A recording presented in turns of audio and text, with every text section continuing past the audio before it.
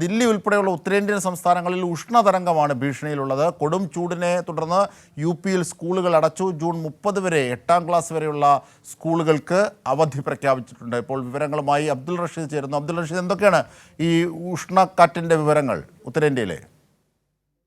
അജിംഷാദ്, ദില്ലി അടക്കമുള്ള ഉത്തരേന്ത്യൻ സംസ്ഥാനങ്ങളിൽ ഇന്നും കനത്ത ചൂട് തന്നെയാണ് രേഖപ്പെടുത്തിയിരിക്കുന്നത്. ദില്ലിയിലും 45 ഡിഗ്രിയോട് ചേർന്നിട്ടുള്ള താപനിലയാണ് രേഖപ്പെടുത്തിയിരിക്കുന്നത്. അതേസമയം മറ്റു സംസ്ഥാനങ്ങളിൽ ഉത്തർപ്രദേശ്, ഹരിയാന, പഞ്ചാബ് അടക്കമുള്ള സംസ്ഥാനങ്ങളിലും ചൂട് വർദ്ധിക്കുന്ന സാഹചര്യം തന്നെയാണ്. ഇതിന്റെ ഒരു പശ്ചാത്തലത്തിലാണ് യു.പിയിലുള്ള, അതായത് ഉത്തർപ്രദേശിലെ 8ാം ക്ലാസ് വരെയുള്ള സ്കൂളുകൾക്ക് അവധി പ്രഖ്യാപിച്ചിരിക്കുന്നത്. പ്രധാനമായും ഈ വിദ്യാർത്ഥികൾ അടക്കമുള്ള ആളുകൾ, അതായത് ഈ പൊതുജനങ്ങൾ അടക്കമുള്ള ആളുകൾ പൊതുസ്ഥലങ്ങളിലേക്ക് ഇടങ്ങുന്നത് വലിയ ഒരു ഉഷ്ണതരംഗത്തിനും അതോടൊപ്പം മറ്റു അപകടങ്ങൾക്കും കാരണമാകുമെന്ന് ചൂണ്ടിക്കാട്ടിയാണ് ഇത്തരത്തിലൊരു നടപടികളിലേക്ക് പ്രധാനമായും സംസ്ഥാനം കടക്കുകയും ചെയ്തിട്ടുള്ളത്. അതേസമയം മറ്റു സംസ്ഥാനങ്ങളിലും ഇത്തരത്തിലുള്ള ഉഷ്ണ തരംഗത്തിന്റെയും അതോടൊപ്പം മറ്റു ചൂട് കാറ്റും ഉണ്ടാകുമെന്നുള്ള ഒരു മുന്നറിയിപ്പ് കൂടി കേന്ദ്ര കാലാവസ്ഥാ വകുപ്പ് അറിയിച്ചിരിക്കുകയാണ്. ഹരിയാനയിൽ 3 ദിവസത്തേക്ക് വരണ്ട കാലാവസ്ഥ തുടരും. അതോടൊപ്പം പഞ്ചാബ്, ഉത്തർപ്രദേശ് സംസ്ഥാനങ്ങളിൽ കനത്ത ചൂടും കാറ്റും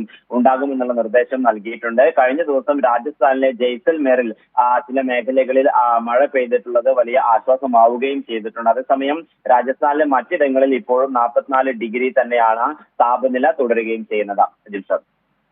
ശരി റഷീദ്.